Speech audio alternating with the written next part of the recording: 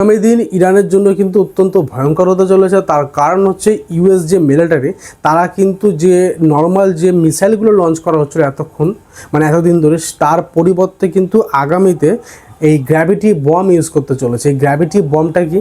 Gravity বমের অপর নাম হচ্ছে ফ্রি ফল। আর এই মিসাইল লঞ্চের সময় কিন্তু পাইলট সেফ থাকতো।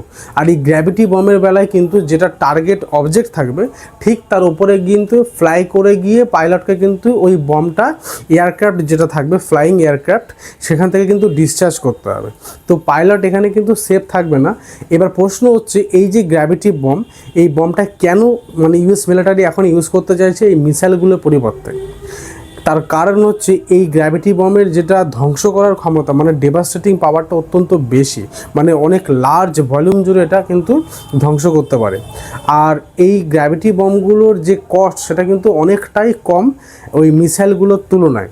ইরান কিন্তু অত্যন্ত সস্তায় যে ড্রোনগুলো কাউন্টার অ্যাটাকের জন্য ইউজ করছে তার তুলনায় মিসাইলগুলো যেটা ইউএস মিলিটারি ইউজ করছে সেটা অত্যন্ত কস্টলি। আর সেই বাজেটের কথা চিন্তা করে কিন্তু ইউএস মিলিটারি আগামী দিনে কিন্তু এই গ্র্যাভিটি বম কিন্তু ইরানের ওপর নিক্ষেপ করতে পারে, যেটা কিন্তু ইরানের জন্য অত্যন্ত ভয়ঙ্কর হতে পারে।